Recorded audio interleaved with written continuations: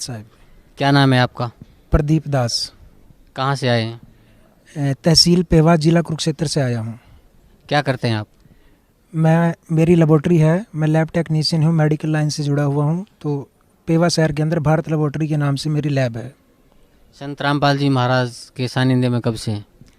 संत रामपाल जी महाराज की दया मेरे ऊपर 11 मई 2008 को हुई थी, लेकिन उससे पहले मेरा परिवार सन 2006 में संत रामपाल जी महाराज की शरण में आ चुका था।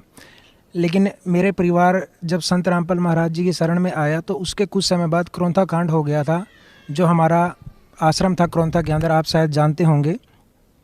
तो उस समय मैंने उपदेश नहीं ले रखा था, मेरे परिवार ने ले रखा था, तो मैंने भी बहुत मजाक उड़ाया था अज्ञानतावश। और आज मैं रोता हूँ उस बात को याद करके कि मैंने कितनी भारी गलती की थी। तो लेकिन फिर भी मेरे घर में परमात्मा की, संत रामपाल जी महाराज की जोत लगती थी, संध्या आरती नित्य नम रामायणी चलती थी, सत्संग भी चलता था। मेरे भाई बहन मेरे से छोटे हैं, उन्होंने उपदेश ले लिया था मेरे से पहले ही, तो मैं उनका भी मजाक उड़ाता था। मेरे से काफ़ी छोटे हैं, लगभग 7-8 साल छोटे हैं वो। लेकिन जब मैं सुनता था कि उनको आधे घंटे की आरती भी पूरी याद थी, वो मेरे को बहुत अच्छे लगते थे। और परमात्मा के, सतगुरुदेव के जो चमत्कार किए हुए थे वो सभी मुझे सुनाते थे भी हमारे गुरुजी ने ऐसा कर दिया। तो मैं हैरान होता था भी ये इतने छोटे छोटे बच्चे, मैं सोच भी नहीं सकता था कि क्योंकि मेरे को अपना पता था कि मैं कितना निकम्मा आदमी था, और मेरे भाई बहन ऐसी बातें कर रहे हैं। तो मुझे हैरानी होती थी कि वाकई में कोई बात तो है जो मेरे परिवार वाले कहते हैं कि हमने यहाँ से नाम ले रखा है, बढ़िया है। तो इसी दौरान हमारे गुरुदेव को इन नकली संतों और महंतों के कारण हरियाणा सरकार ने रोहतक जेल में रखा लगभग 2 साल के लिए।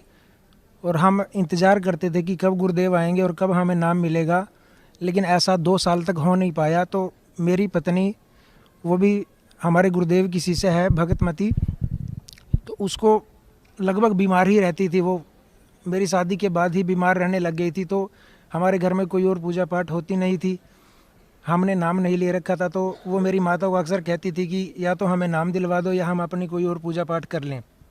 तो मेरी माता कहती थी भाई हम तो आपको कहेंगे नहीं पूजा पाठ करने के लिए, और नाम तो तभी मिलेगा जब गुरुदेव आएंगे। तो मेरे पिताजी ने 2-4 भगत जो आसपास के थे उनसे बात की भी ऐसे ऐसे घर में दिक्कत है, पुत्र वधु बीमार रहती है। तो उन्होंने कहा भी कोई बात नहीं, गुरुदेव से प्रार्थना करेंगे। तो किसी भगत के माध्यम से गुरुदेव से प्रार्थना लगाई। गुरुदेव बोले उनको बोल दो कि जोत लगाना शुरू कर दें और दंडवत प्रणाम शुरू कर दें, और जब परमात्मा बाहर आएंगे तो आपको नाम मिल जाएगा। तो उसी दिन से हमने जोत लगानी शुरू कर दी। जोत तो पहले भी लगती थी, लेकिन प्रणाम करना शुरू कर दिया। तो हमने देखा कि जो, मैं आपको सच करके बता रहा हूँ, आप विश्वास करना इस बात को, कि 6-7 हज़ार रुपये महीने की दवाई हमारी आती थी, तो वो रोग ठीक नहीं हो रहा था। एक 10 रुपये की गोली से वो रोग ठीक हो गया, जबकि वो गोली किसी और बीमारी के लिए ली थी उसने, और जो रोग था वो उस गोली ने ठीक कर दिया हमारा। तो मेरा विश्वास परमात्मा की तरफ पूरा दृढ़ हो गया कि ऐसा परमात्मा कर सकते हैं। जबकि हमने नाम भी नहीं लिया, तो नाम लेने के बाद कितने सुख होंगे हमारे घर में। तो सन 2008 11 मई